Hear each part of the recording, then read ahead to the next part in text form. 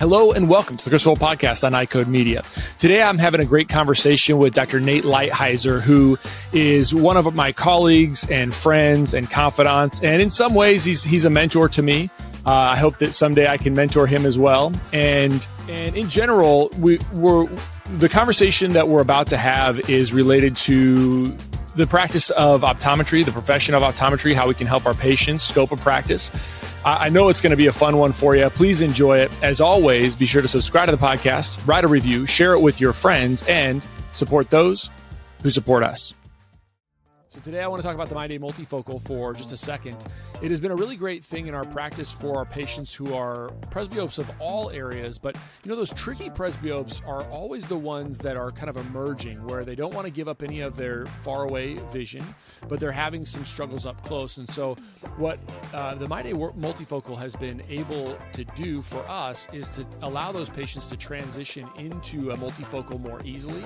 And then as we have those patients progress into other levels where they need more ad powers, it's been a nice smooth transition. So the ultimate hurdle that we've seen in our practice before the MyDay multifocal was that we'd have patients who would resist any transition to a multifocal lens because of that distance blur. We just haven't seen that. So if you haven't started using MyDay multifocal in your practice, I would encourage you to start, check it out, reach out to your Cooper reps for those trial lenses and commit to MyDay multifocal for your patients. I think they're going to like it.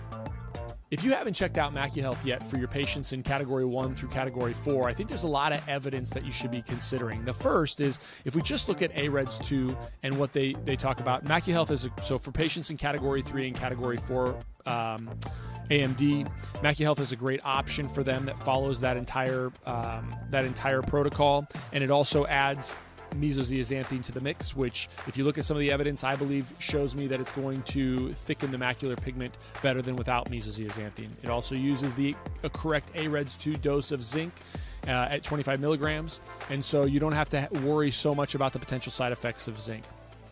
The other thing to think about, and it's beyond the scope of this, although you've probably heard me talk on other podcasts, is that in patients in Category 1 and 2, there may be some additional benefit to supplementing them with something that may be a little bit less than the AREDS 2, so you don't have to add as much to it. And that's where I use the MacuHealth LMZ3. And so I think if you haven't done this yet, I'd consider MacuHealth in your practice and for your patients. And it's been great for my patients, and we really feel like we can have the ability to help those patients in all categories of macular degeneration. So Nate, I wanted to have you on today because I think you're the real deal. I think there's a lot of people that speak all across the country, and maybe this doesn't mean anything, but sometimes you can feel that a guy or a gal, they're sort of faking it. You know, they've got a lot of accolades in the sense of companies like to have them out on different platforms, but they don't have a lot of street cred.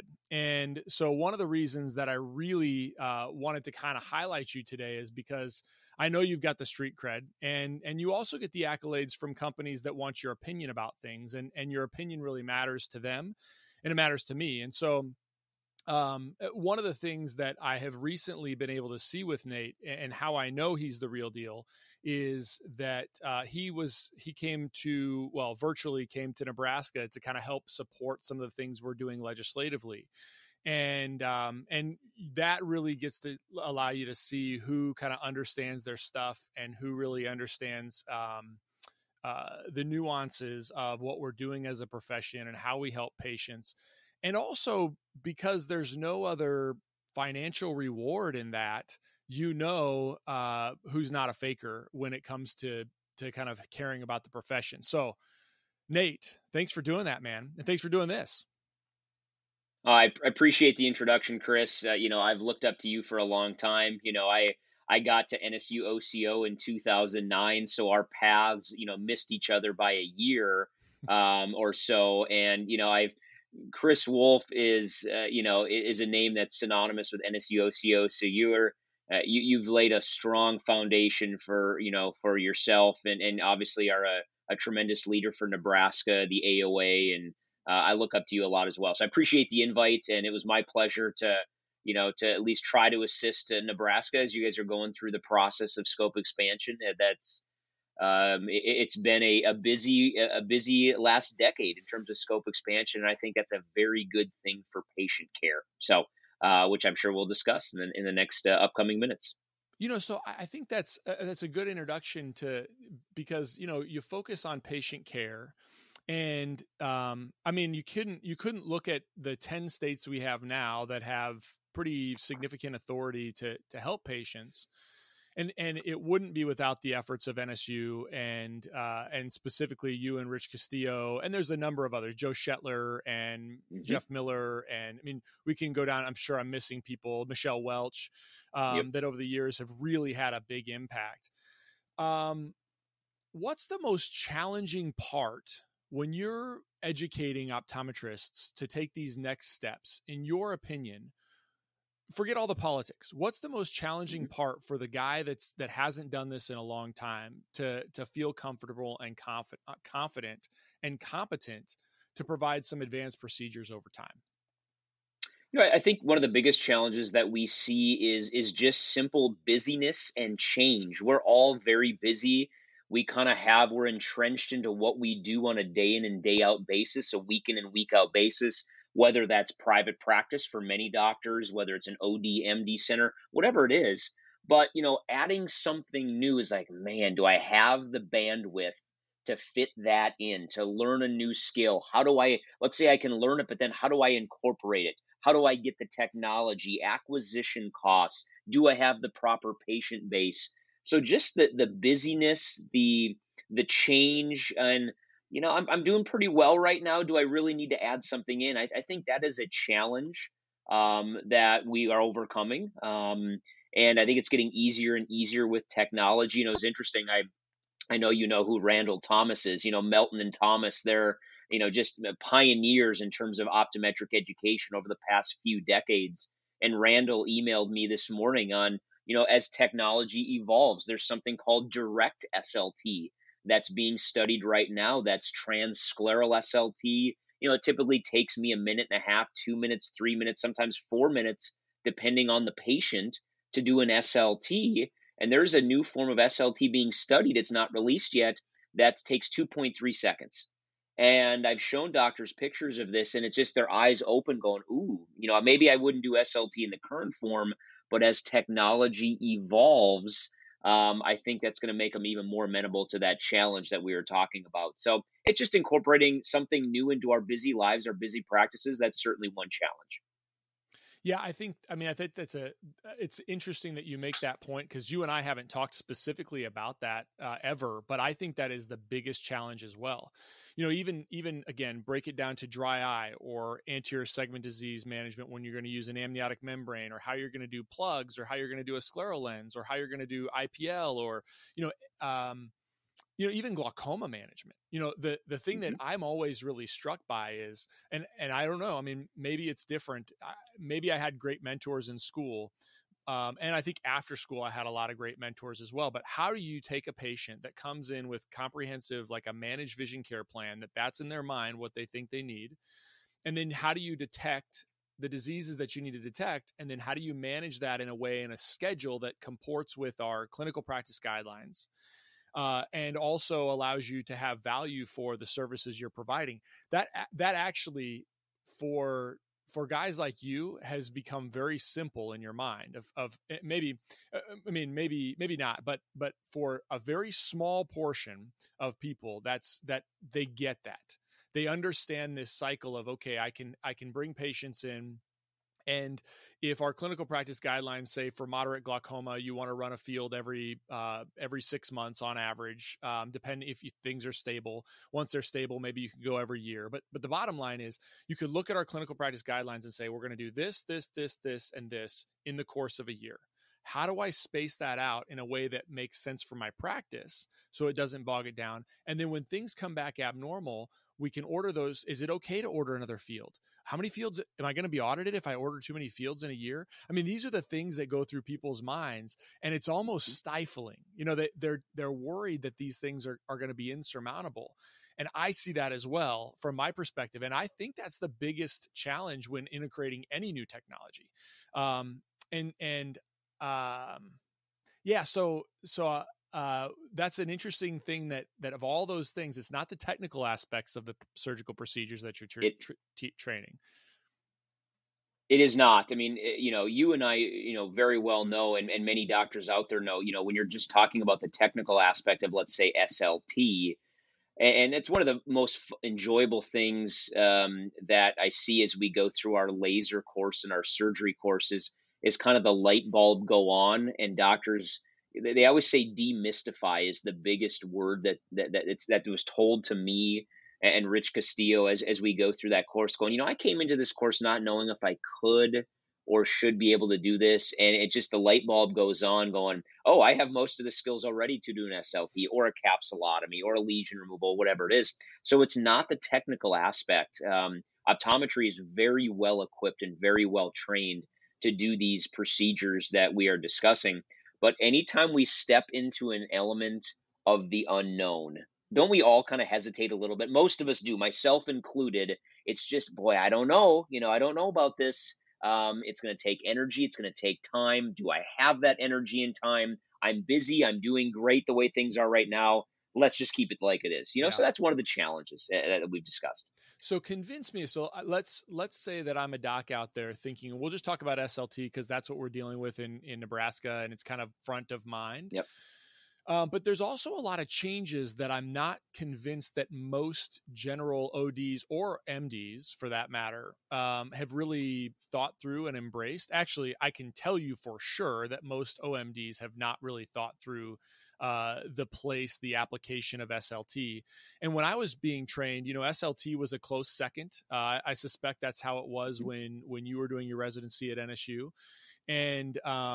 And there's sort of been this flip. And so I want you to talk a little bit about the evidence for that sort of shift over the last 15 years and how we get to this point of having SLT as kind of a primary treatment or, a very close secondary, how you want to go back 1 and 2. So kind of lead us up to the light study in your mind, and then kind of Yep. knock the light study out of the park and what that says to you clinically. Yep. Yeah. So, I did my residency in 2009, 2010 at NSU, and we were doing 180-degree SLTs at the time.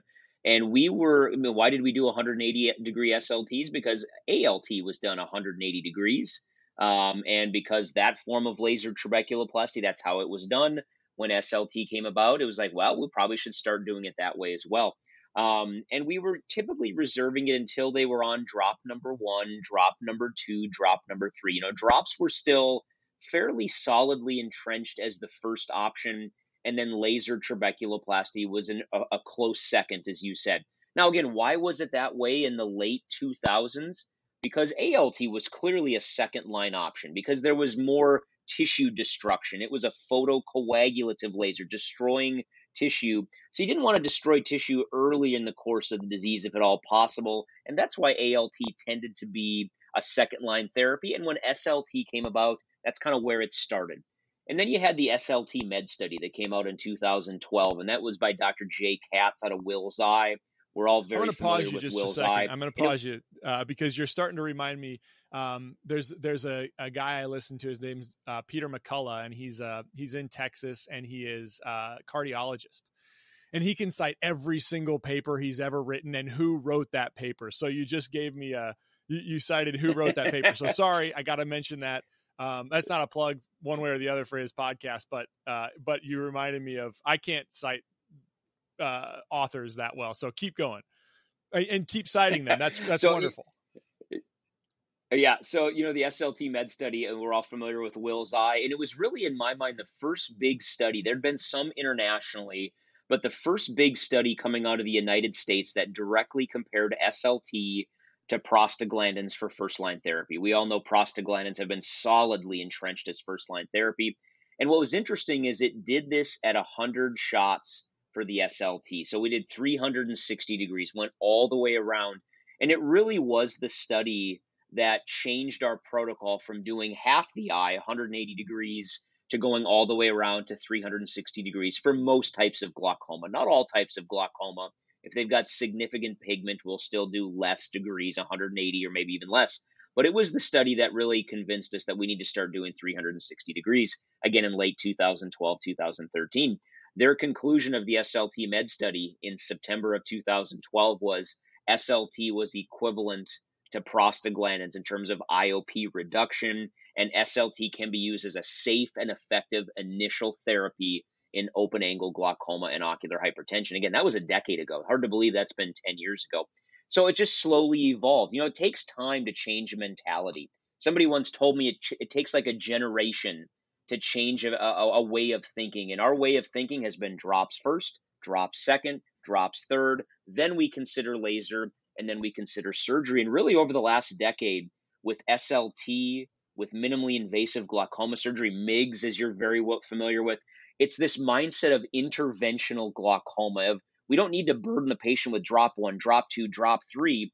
Chris, I bet if it was your eyes, if it was my eyes, absolutely, I would want an SLT first line. Yeah, I say it all the time, and I even tell my patients.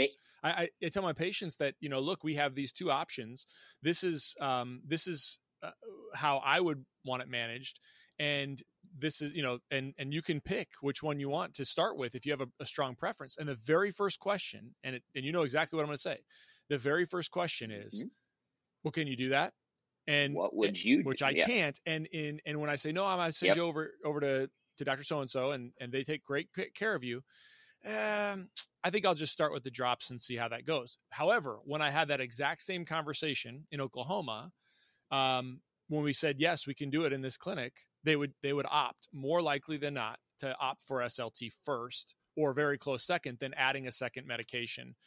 So anyway, sorry, keep going. But I see that all the time. No, all the time. They ask, okay, we have two great it's exactly how I phrase it to patients. We have got two great first line options. We've got eye drops that work well. We've got this laser therapy called an SLT, works great, very gentle to the tissue. And they often ask, well, doc, what would you do? They don't always ask, but they often ask, if it was your eye, doc, what would you do? And I tell them I would have an SLT. And then it's pretty easy for me to then walk them across the hall in Oklahoma and do it myself. I was lecturing somewhere a number of years ago, and I think it was I can't remember, somewhere on the East Coast. And a doctor raised his hand and said, Nate, I hear all what you're saying. This is great stuff. It's pretty easy for you to recommend SLT when you can walk them across the hall. I'm in private practice, can't do the procedure in my state. It's not allowed. I've got to refer them out. They may not get the procedure I ask. The patient may not come back to me because of that. There are certainly issues that they have to deal with, and he was absolutely correct. So, those are issues that docs in other states that can perform SLT have to deal with. And that's why I told you in our hearing a couple weeks ago, I believe it would be a huge public health win if optometrists had the scope of practice to allow SLT. It would decrease the burden on many patients. Yeah, anyway, absolutely. fast forwarding after the SLT med study, there was just a slow inching forward, 2012 to 15, 16, 17. And then you get to the Light study released in March of 2019 by Gus Gazard as the lead author. And it really was a shove forward going. Their ultimate conclusion is SLT should be offered as first-line therapy, supporting a change in clinical practice. I mean, that is some big words there. Should be offered, supporting a change in clinical practice. Basically telling clinicians. Before you get to that, we haven't seen in the last 3 years anybody really dispute that. I haven't seen anybody dispute that. I mean, it has basically been, yep. Because again, when you ask doctors, what would you do for your eyes? Most doctors, the ones that know what's going on and understand all the options, I've asked that question hundreds of times, Chris, and I will tell you it's always between 85 and 95% of eye doctors said if it was my eye first line, I'd want an SLT. One of the things that I'm seeing is, I think we've been in practice now long enough, and I have enough patients that have aged and with me and have been on glaucoma treatments for long enough. And I'll tell you, while I still use prostaglandins as a first line treatment when patients don't want to have an SLT, and they're super effective. I mean, I'm seeing more and more patients with kind of just these chronic red eyes, worse dryness, worse MGD. And when we can get them off, like when I can finally convince a patient to use it, to get an SLT, and they've been on even just 3 or 4 years of a prostaglandin. And that's not to say they're bad medications, just that they come back. I had one just the other day, come back, finally convinced her to get an SLT. We've been able to pull that prostaglandin away, and I haven't seen her eyes look this good, just white and quiet. And I mean, in a year, probably a year, I haven't seen her and symptoms under control. I mean, ocular surface looks wonderful. So it's just something that's kind of ringing true. I'm seeing more and more of that over time. And that's even just more compelling to me to continue to make the case for, for those patients early on. Yeah, I mean, how many of our patients battle compliance, battle cost issues? We all know we deal with that. And that's not even mentioning what you just said of how many of your glaucoma patients also have ocular surface disease, have MGD, and our glaucoma medications, our eye drops are helping to lower the pressure. They're helping the glaucoma, but are they exacerbating or worsening, other conditions? I think that happens quite a bit. So, and then finishing with the Light study, from 2019, it really helped to answer the criticisms of the SLT med study, which is that the SLT med study in 2012 didn't have huge N numbers, and it was only a 1-year study versus the Light study had huge N numbers. There was 320 plus patients that went down the SLT arm and that went down the prostaglandin arm. So huge N numbers in each arm. And it was a 3-year study, multi-center. And that's why the conclusions were very, very strong when it came to the Light study. And again, 2019, and it really was just a shove forward going, we now have 2 first-line options. We've got drops, we've got laser. I'm not saying one is better than the other, but that's how I present it to patients. We've got 2 great first-lines options. And I actually quote a stat from the Light study that, and I tell patients this, when we talk about the pros and cons of eye drops and the pros and cons of SLT, I tell them that there is a 75 to 80% chance if we choose the SLT that we can keep you drop free for the next 3 years. So 75 to 80% chance. The downside with this laser is it's not going to last forever. We're probably going to get somewhere between 2 years and 6 years, somewhere in there. Sometimes it's a little shorter. Sometimes it can be longer. The bulk of the time it's right in the middle. So sometimes it can be shorter, sometimes it can be longer, but 2 to 6 years. The downside is it doesn't last forever, but here's the really good news. You can do it again. And we do it here right in the office. It just takes a matter of minutes. So that's what I tell patients. You got a 75 to 80% chance to keep you drop free for the next 3 years. We likely will need to do this again, but that's okay. We can do it again. It's very repeatable. Yeah, I think that's it. I mean, it's so compelling to me. It's so compelling to me that I actually think at this point in time, and that's why, it's kind of what we're focused on in Nebraska. But at this point in time, I have my opinions. So I've already kind of disclosed those.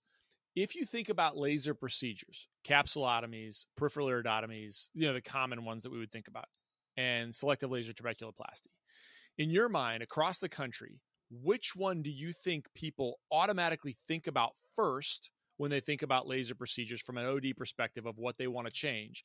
But which one? So that's the first question. The second question is, which one do you think is most impactful to our patients? Yeah, so this is a clear answer to me. I think doctors think the first one is going to be YAG capsulotomy. I think that's the, I don't know if flashy is the right word, of that, but it's probably the number one. It's not probably. It is the most commonly performed laser procedure by optometrists in the 10 states that have lasers. It's number one, and it's what doctors think about because they remember that patient that had PCO with decreased vision, and you do the procedure and the patient's thrilled, and it's a very, very rewarding procedure to do, and optometry is well qualified. So I think that's the one that pops to the mind first.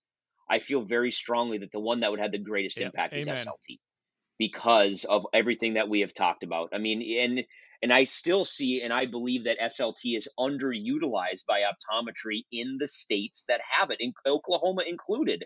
There's a lot of doctors doing YAG caps, and they're not doing SLTs. And it's, again, I think it goes back to that it takes some time to have a change of mindset. We've been trained for decades on drops for glaucoma. So I think it's underutilized. So YAG cap is the one that comes to the mind the first, but SLT to me would have the greatest impact. I'm gonna round this out. The with our last hearing that you were participating in, there was a woman that they brought out, and you can never know. I mean, I made this comment during the hearing, is that it's very hard to know exactly what happens in an exam room and exactly what a patient prefers, etc.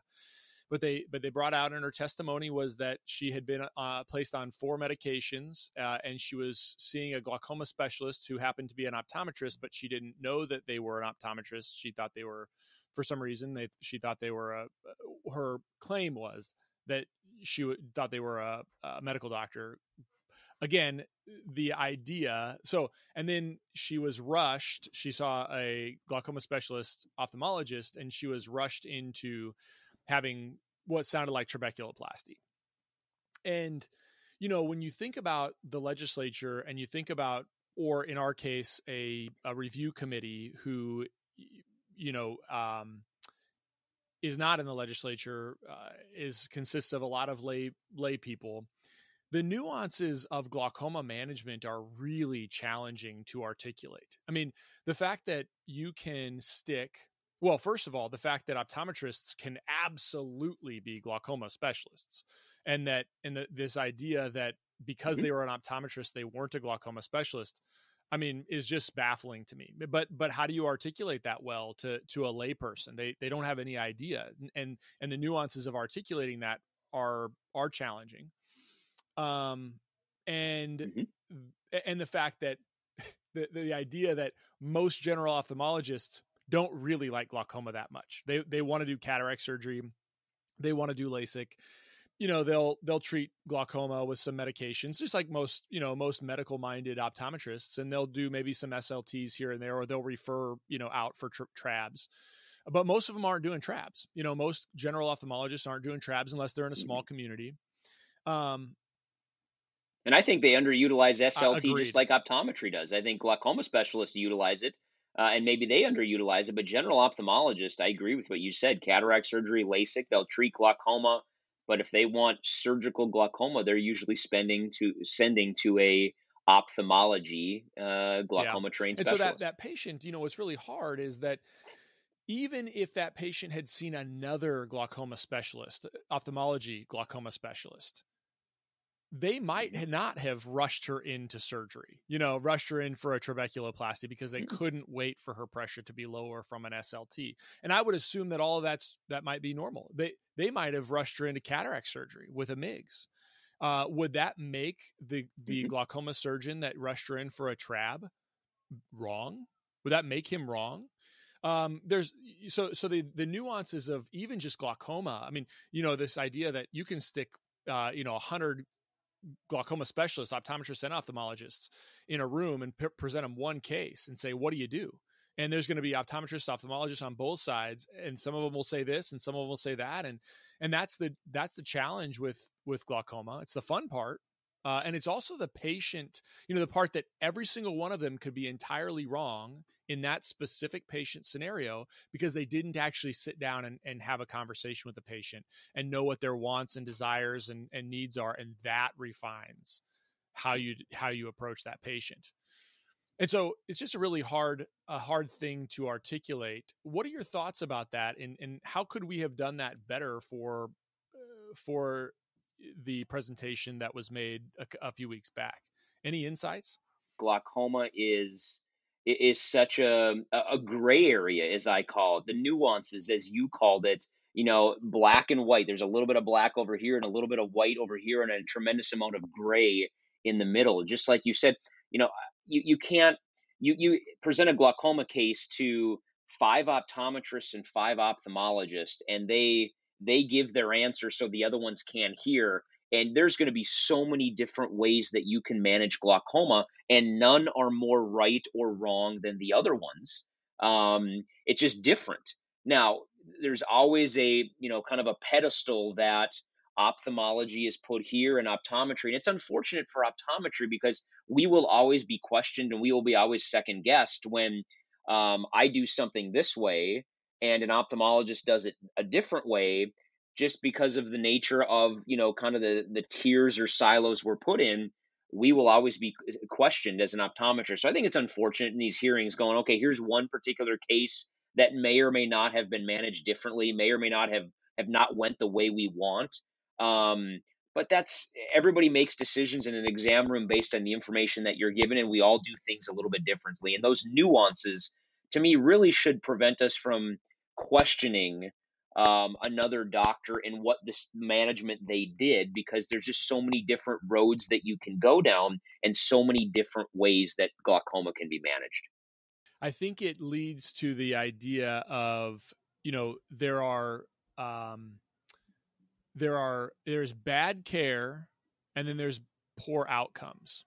When optometry in these hearings, when something goes bad or doesn't go perfectly in an optometrist's hands, it's bad care. That's how ophthalmology wants to make it sound.